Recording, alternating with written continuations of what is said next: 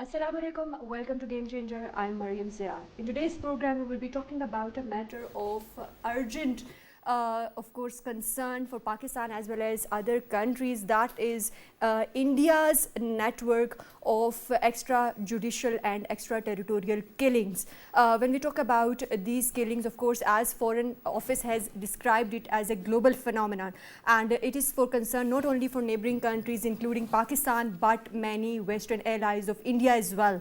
In today's program, we will be talking about all these dimensions, what needs to be done, and what can be done when we talk about these concerns that are being raised by Pakistan as well as other countries. What does UN international law says about it, and what could be done in this regard? To discuss this and more, we are joined in the studios by former Ambassador Mr. Jauhar Saleem, who is former Secretary Foreign Affairs and President IRS as well. Welcome to the program. We're also joined by Mr. Sajid Masood Sadiq, who is expert defense affairs and of course analyst as well. Welcome to the program.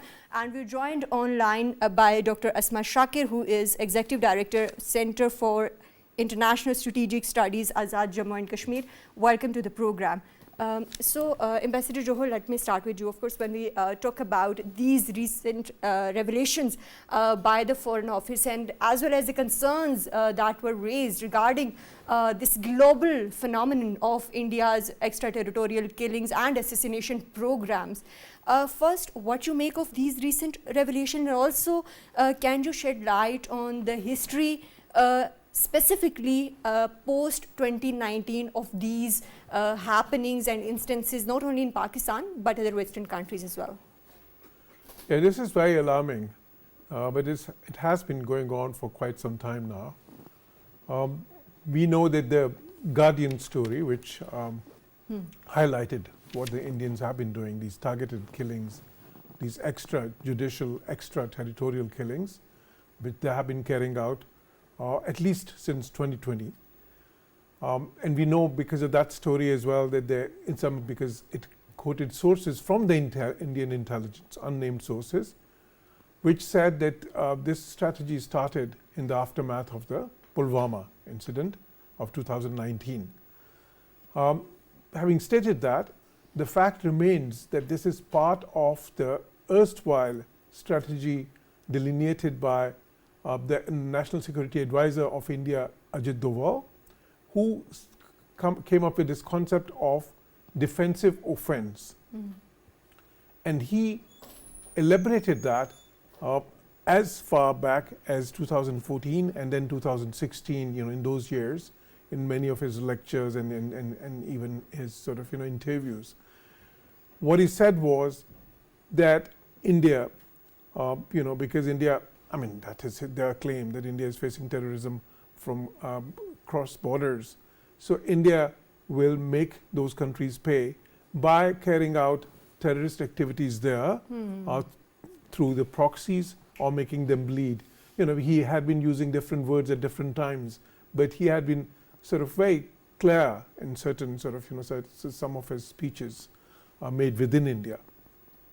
Now, as part of that strategy, now, and how concerning is that, Ambassador Saab, that of course at some instances India has been denying these allegations, but now after Guardian's report last month, even some of the Indian officials are kind of trying to accept these allegations as well. Do you think it's concerned that they are coming out in open now? That is very concerning. But again, what they've tried to do is they've tried to create a screen of ambivalence. For instance, after this Guardian story, the Indian Foreign Office, they used very strong words. They said this is malicious anti-India propaganda. That is what the spokesperson said. On the other hand, the Indian Foreign Minister, Subramaniam Jaishankar, he was more guarded. He said, this is not India's policy. These were the words he used. But at the same time, India's defense minister, in an interview, Rajnath Singh, he openly said that we will strike them in their homes. And he said, now India is powerful enough to make sure that the terrorists, before they attack India, they are killed in their homes. So it's very clear that this smoke screen that they created, the officials denying it, the foreign minister denying it, but others, including the defense minister, including the prime minister himself, Modi, he also used the term, we'll strike them in their homes. So the Indians, they have accepted it in a way, but denied as well at the official level. Right. Dr. Asma, in your opinion, how concerning are these revelations? Of course, when we talk about the recent revelations by the Foreign Office, when we talk about Pakistan's own sovereignty and security concerns?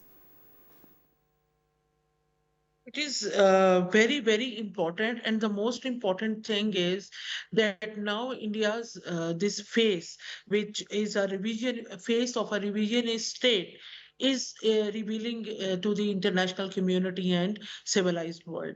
Because when we see that India is meddling in the internal affairs of the regional neighboring states, whether it was Sri Lanka or Maldives or Bhutan or Nepal or Pakistan, and proudly they take these interferences which aimed at destabilizing the regional countries.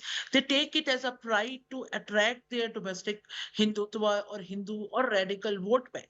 So now, unfortunately, or bad luck for India, that such activities have been reached to the West. And now we are not only talking about what happened in Canada, it is America, Canada, Australia, and several other, Qatar, Pakistan, and several other important countries on world map.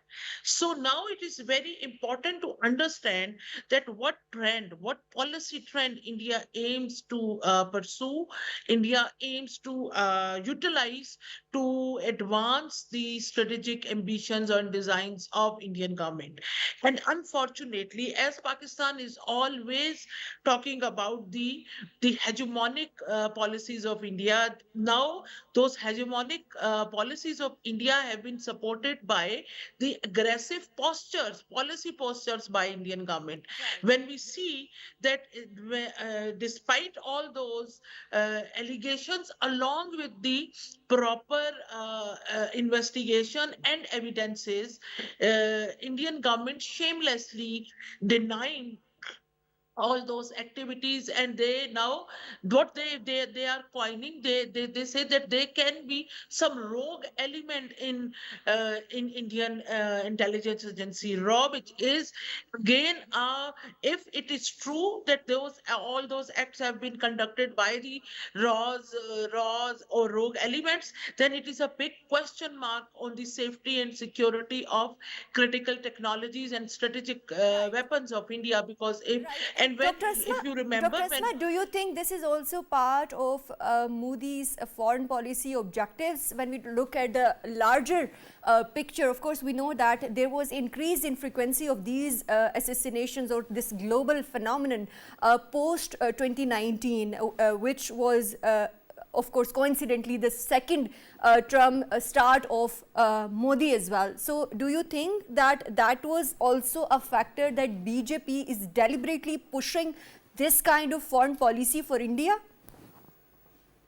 this is not only the part of Modi's foreign policy, but Modi's defense policy, Modi's domestic policies, because through those extra regional, extra territorial, judicial killings across the globe, Modi is trying to present itself as the mighty God to the Hindu public of India. And that is what favors in domestic elections. So, and then when you see that various scholars always wrote that China is not the only thing which or regional balance of power is not the only thing India wants to revise.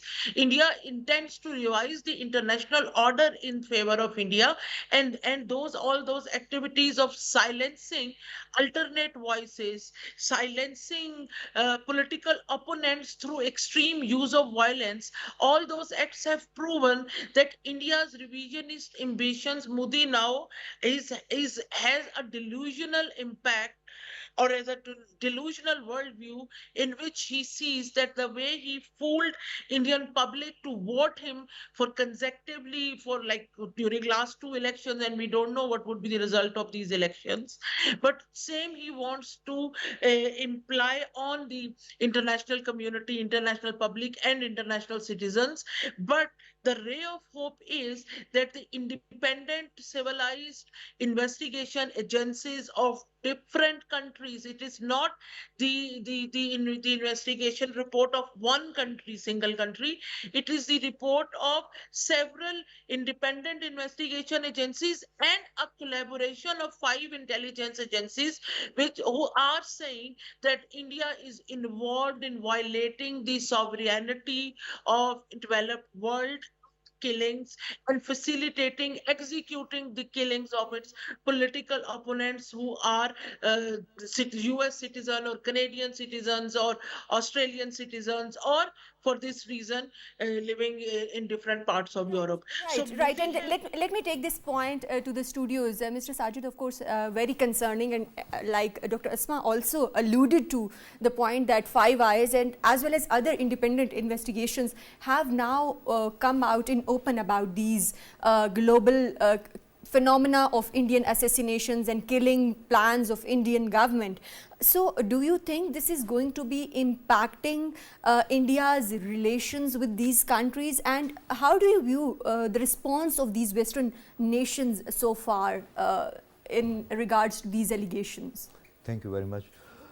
I think there is a need to go a little back. Indian foreign policy used to be based on Panchsheel. Basically, it was an agreement of 1954. Now, why India has come up to this point, it relates with the global development, global world order. It dictated that India joined the Western camp, and India was supported, and it was brought to the point where it got strength so much strong.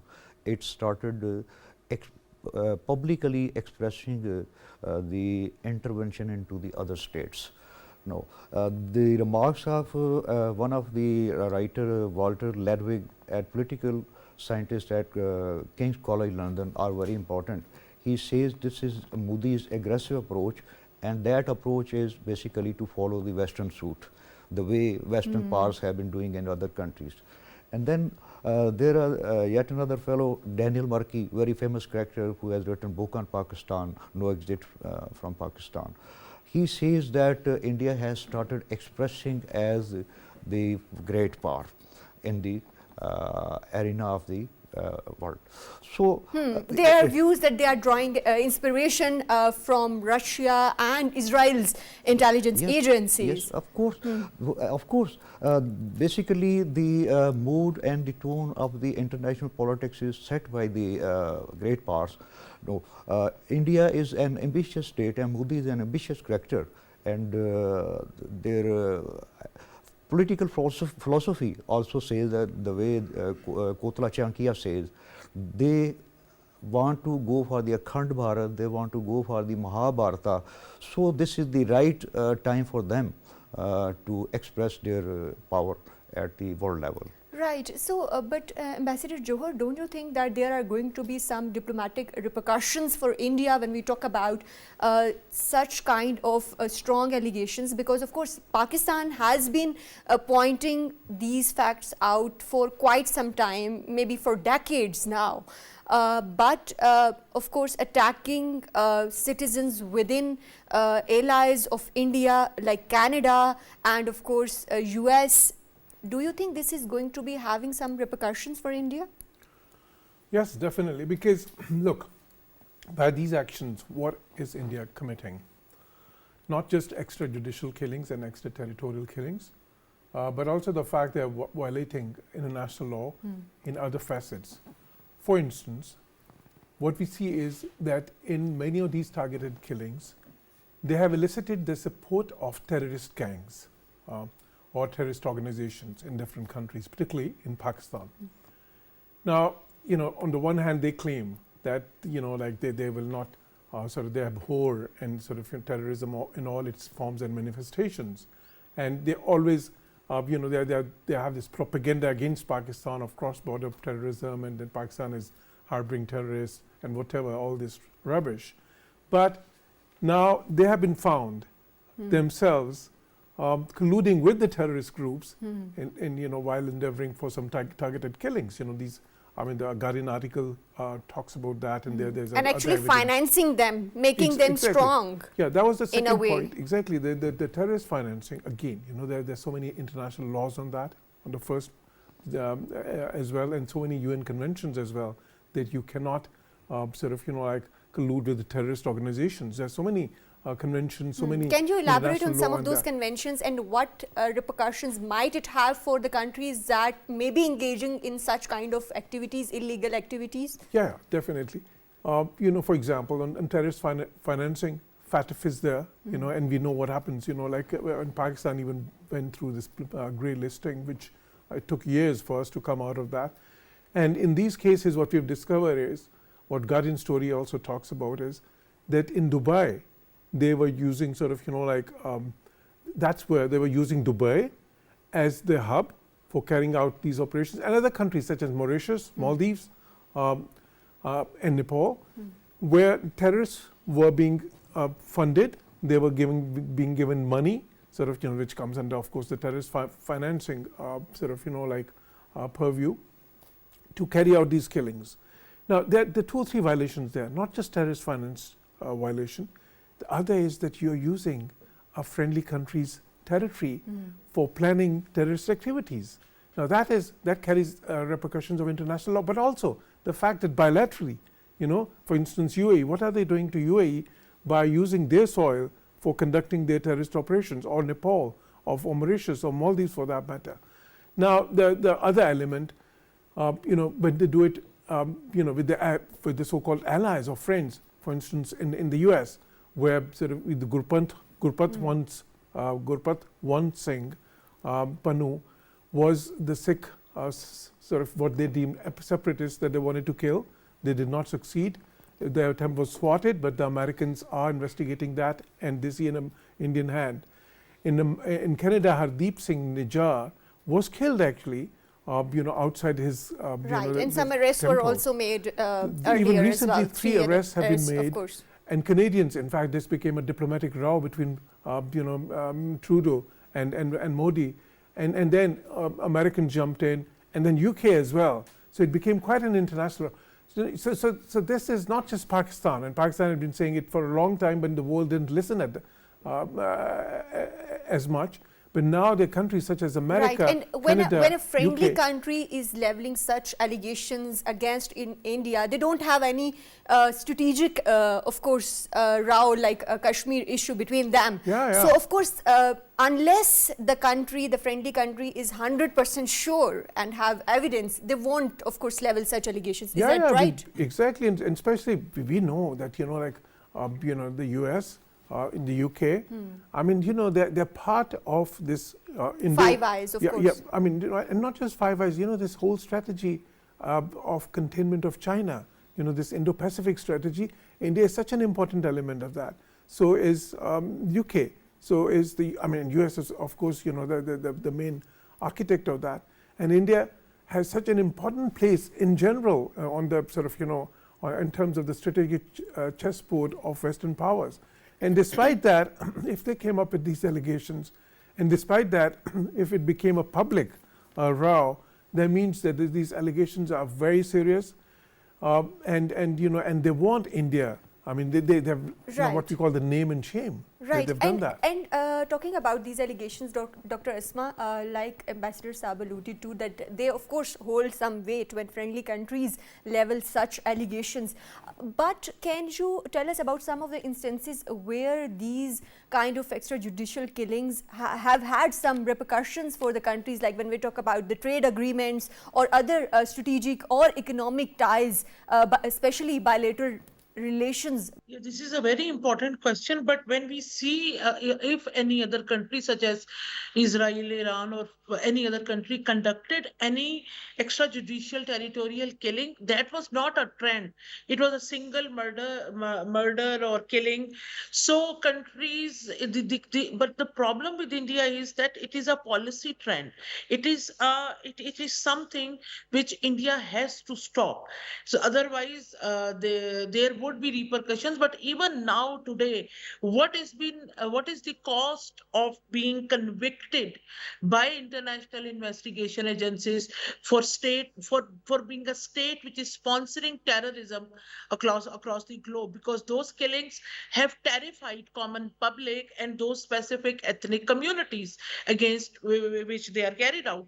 So what is the cost? Cost is the mutual trust on India. Cost is the India's so-called soft image which India very successfully carried for last 70 years. But since Modi is in power, that soft image has been removed with a hegemonic revisionist image of India. And now international powers should have realized. That is why they are that vocal in stating that Indian government is Right, involved, right. But and Dr. Asma, at the especially when same Indian. time, we see that India and Modi is using this in his favor as well. Like he's saying, giving statements like today's India goes into other countries' territories. So that kind of soft image, he is again using it for his own. For his own electoral benefits. So, do you think this is That going to would be not damaging work India in the long term? with yes, with the trend record of killing political opponent, dissent voices across the globe will not help in preserving India's soft image. And here I would like to mention that if you see Indian cinema, the way they glorify and glamorize India's military violent armed operations in other countries. There are several movies they have made on it. This shows their romanticism with India's aggressive outreach to the international countries, other countries, and international order. And that also India is trying to flex its masculinity. It's that India has arrived as an important international security determinant in international politics. And India's policymakers, especially Modi, Amit Shah, and Ajit Doval, they have this delusional image that this rogue behavior to revise international order would help India in any sense. It will not help India at all. And if that would be helpful, I always say that countries which are most peaceful countries of the world and peacefully, like China, peacefully expand their policies, implement on their policies instead of military competition. They are working on economic cooperation and they are using economy as a peace dividend. They have a better future in the world order. But in countries like India, like, can you imagine that India sponsored target killing in Pakistan for more than 20 individuals, and their only fault was that they were critique of India's policies. And it's very sadly I'm sharing that I met a few international scholars or professors who are critical of Modi regime, the policies of Hindutva, and all these religious extremism. But they were afraid that if they would be more vocal about Modi's policy, their name be included in the killing in the list of those individuals which Indian governments want to silent forever. So this is the new image of India. This is what Modi has made India, an electoral autocracy, a rogue state. Like Imagine that Brahmos misfire was fired on Pakistan. It fell on Pakistani territory, and Indian government shamelessly saying that few rogue Air Force officers' mistake led to this incident. And if you are going to believe it, that how you can trust India with all those artificial intelligence, data scientists, critical technologies. So this is really scary for international peace and security, the way Indian government is behaving. Right, of course, this is raising concern for not only for the neighboring countries but for Western allies of India as well. But Mr. Sajid, in your opinion, what kind of safeguards can be implemented to stop these kind of extrajudicial and extraterritorial killings or assassination plans from happening in the future, especially when we talk about Pakistan, because this is very alarming that only in the last 2 years, and especially after September 2023, more than 20 people have been killed, and these are the reported figures. So what safeguards can we implement, because this is of course a direct attack on sovereignty of a country? I think there can be two kinds of measures. One, the problem should be raised at all the international forums, and like-minded countries, they should be mustered and collected together, and they should be joining your voice. Then second, legitimately, we should do something in UN. We may move some resolution where we ask for this kind of killing and this intervention in the other country. So it is important for the international peace and security. It is going to trigger some war, and India and Pakistan, they are always ready for this kind of scenario. Right, So but when we talk about these countries and especially Indian agencies, intelligence agencies and their connection with the sleeper cells that are operating in countries like UAE, can you elaborate a bit more on that, and what can be done more other than of course raising concerns and raising voices against these kind of global phenomenon? I think their most dangerous sleeping cell areas are in UAE, and then second is Afghanistan. And during this war on terror, they set up about 17 consulate on the western border of Pakistan. No, these are the area where if you look at CPEC in Pakistan, if you looked at the development of the Gwadar port, the whole international politics is focused in this area. No, there are many countries which are going to be impacted by this kind of Indian approach and intervention in the other nations. So all those countries, those are concentrated here, and they want to capitalize this opportunity to work together. They all should get together, and the policy should be absolutely clear that these sleeper cells should not be accepted at all, and all the nations, they should be through UNO, they should be bound to cooperate, and there should be something done at the highest possible level. Right, and Mr. Jauhar, can you elaborate a bit more on that, that what kind of legal proceedings or investigations can be carried out into these kind of allegations, especially when we talk about the link between Indian agencies and these sleeper cells that are operating in many countries, especially when we talk about UAE, Afghanistan? Yeah. Look, I think what has been mentioned is already being done as we speak. For instance, in the UN, where there are over a dozen instruments on anti-terrorism, there are at least 8 conventions, and there are many protocols and so on and so forth. So India has violated many of those in committing these acts of terrorism. Now, what we've done is, in the past, is, we have presented dossiers to the UN Secretary General, to the President of the United Nations Security Council, and the senior officials there, as well as other international bodies, which have any jurisdiction on this issue. Then again, through bilateral channels, Pakistan has been impressing upon all countries. For instance, on this particular issue, Pakistan is in contact with the US and we have impressed upon the US the need to put adequate pressure on India to desist from this strategy, because this is not just a dangerous strategy.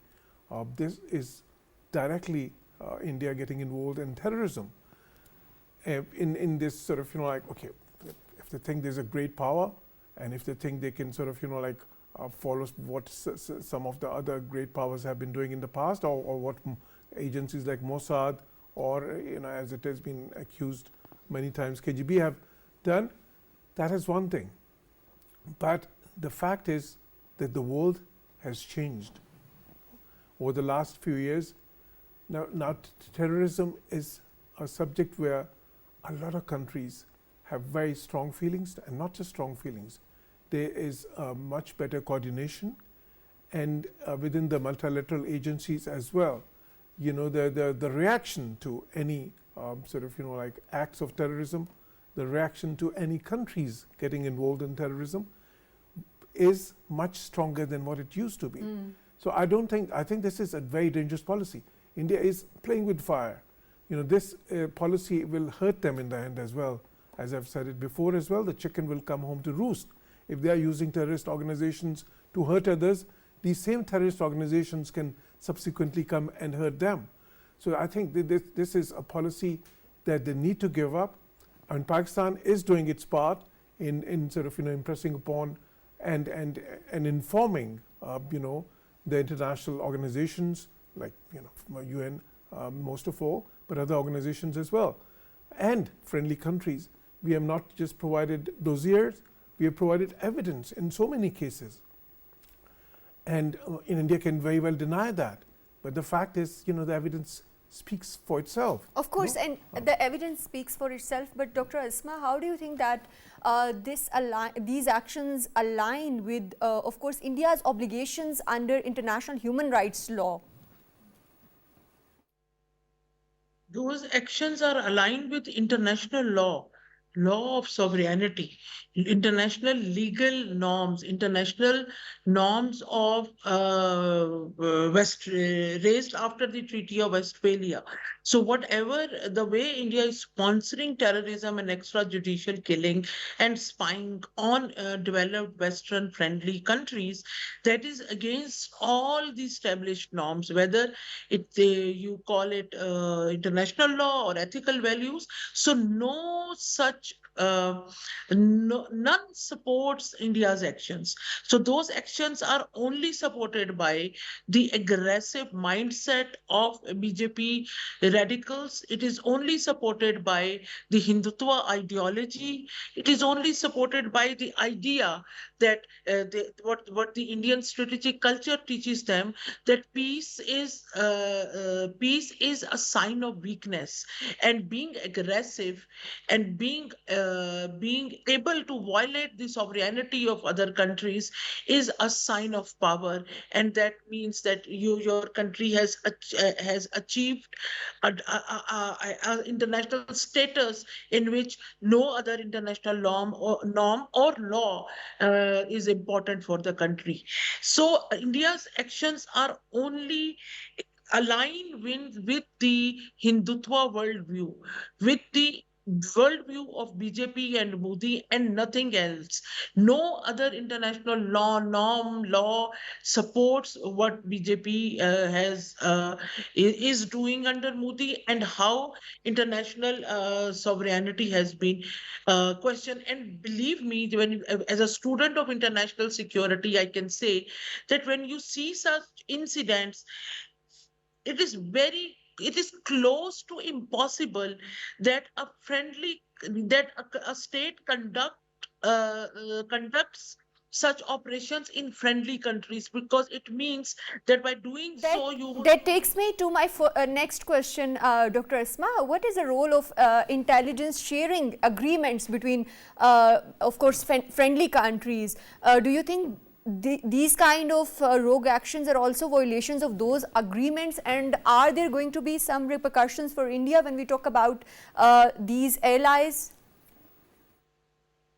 Yes, those actions are have repercussions. And when as I said earlier, that 5 international intelligence agencies, they have an alliance, and they are in through their collaborative efforts, information sharing, they issued this report that Indian government, raw Indian institution is involved in raw killing and spying across the globe, and in those countries. So developed countries, they made an alliance to unleash and decipher all those extraterritorial killings.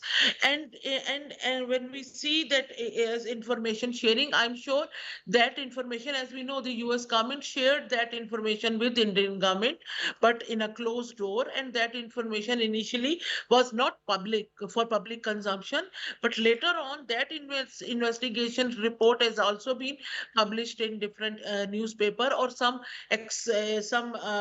briefs from that report. So when a friendly country raises this point that a country is involved in extraterritorial killing, that point diplomatically, that issue is being raised after being 100% satisfying after having 100% satisfying evidences which prove that the country you are accusing for something that is actually responsible for this mishap. So those countries, they calculated the developed countries, the US, Canada, Australia, they calculated their economic linkages with India, their economic mutual interests, their military alliances, their joint strategic vision, in which India is working with all these countries in different alliances like AUKUS and Quad and different others, SCO, like international agencies. So after calculating all the pros and cons, those countries thought that it is important to come up with these statements so that they can somehow refrain Modi and BJP from mistaking those developed country as the poor, smaller regional countries. And we all know that Indians are involved in terror financing of ISIS in Syria and in Sri Lanka. So those India's linkages with Right, the of course, terrorist organizations are that's very neither. important, Dr. Asma. Let me take the same point to Ambassador Jauhar.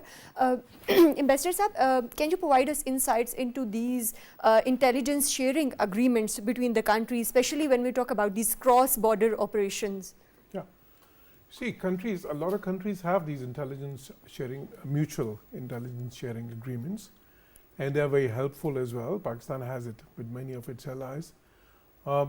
Then, there's organizations set up, there's Five Eyes, these are multilateral forums where you have intelligence sharing for a common objective. So these are there. Now, the important thing is, what do countries do with this?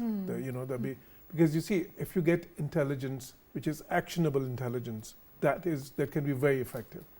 And that has been something that Pakistan has been calling for a long time, with its, when we were facing cross-border terrorism from India, for instance, or from Afghanistan, we had been asking our allies, for instance, the Americans,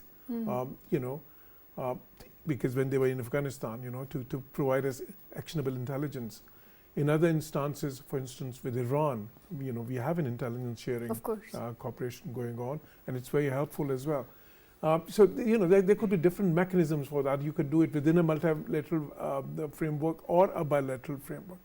But the important thing is how effective is the implementation of whatever framework you have. And do these kind of intelligence sharing agreements exist between India and its Western allies that we are talking about when you talk about the actionable evidence, so that we don't, or rather India or any other state don't have to, go towards these kind of extrajudicial or extraterritorial killings, and it may become in the ambit of the cross-border operations under these agreements? Yeah. And firstly, you see, even if there are some countries with who they don't have intelligence sharing agreements, they could still have intelligence sharing mechanisms or intelligence sharing, just an understanding of intelligence sharing on a case-to-case basis, or generally as well. And the type of relations India has with the Western allies, particularly within the framework of this Indo-Pacific strategy, we know that they have very many of these mechanisms. So this is unfortunate when India flouting those mechanisms, like in violation of those mechanisms, it carries out these type of unfortunately devious activities with its own allies. For instance, would you ever believe that UAE would be aware of what India had been doing, had been committing on their soil, using their soil to carry out terrorist activities, targeting other countries? Not at all. It's not possible that UAE would have known it. But now that they know it, of course there would have been a lot of sort of diplomacy. And there would be place. repercussions as well? Definitely, on the economic ties or strategic relations that India is enhancing with a lot of these countries. Yeah, on these issues, sometimes a lot of diplomacy takes place which is not in public view. Of course. Because naturally there's a lot of sensitivities involved. But I'm very confident that UAE, that they would have been very upset about it.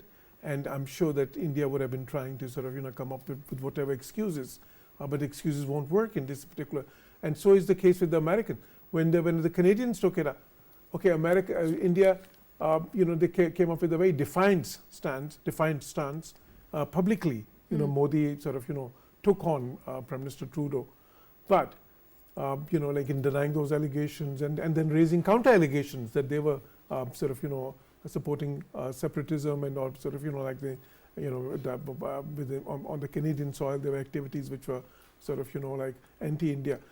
But having stated that, subsequently when the Americans also accused them and then the UK jumped in as well, then the Indians were much more defensive, and then they had those parleys which were more confidential in nature, right? And we also have to remember that the intelligence agencies of different countries, they have their own mechanisms whereby they are in contact, all the time on these type of issues, and that is where a lot of these, communications take place. So, and we know that there are extensive contacts between Indian intelligence and, of course, the Western allies, agencies. of course. And lastly, Mr. Sajid, in your opinion, what can Pakistan do to of course, do something about these concerns and these allegations? And also, how do you think, what would be the long-term consequences for India if these allegations are proven true, and what sort of action do you expect from the international community in this regard? I think as far as Pakistan is concerned, Pakistan has provided the solid proofs of the Indian intervention and killing in Pakistani area. But I have a long list of good about 20 people they have allegedly killed in Pakistan. Not allegedly, we have provided the proofs. Yes. The Foreign Office has provided the solid proof for two incidents, what the Indian intelligence agencies have done here. And they have sponsored one of the 20-year lad, Muhammad Abdullah. Then they hired Umair to kill people in Pakistan. They were apprehended by the intelligence agencies of Pakistan. Now, what Pakistan can do is, Pakistan is doing it all for last 75 years. Pakistan is raising the voices, the Indian hegemonic and monopolist designs in the area, and Indian intervention all the way. This is the time for the international community to respond to the Pakistani proofs, and they should act on the Pakistani voice. No, this is the agony that during the international politics, the people look for, the countries look for their national interests. And India being a big market, this is a big attraction for the other nations. We have a practical example of that. All the Islamic countries, we have failed to get any support on Kashmir issue from them. And there are many other countries which look India as a place to trade. But now the fire is spreading to the Western allies as well, so action must be taken. I must say that this is the time that now their Indian allies, those who have been sponsoring India, strengthening India, they are feeling the heat of it. Right, No, of course, this of is course. the time for the Canada Right. and America, countries like the Western nations. They should understand that they have unleashed the monster of this intervention into the other nations.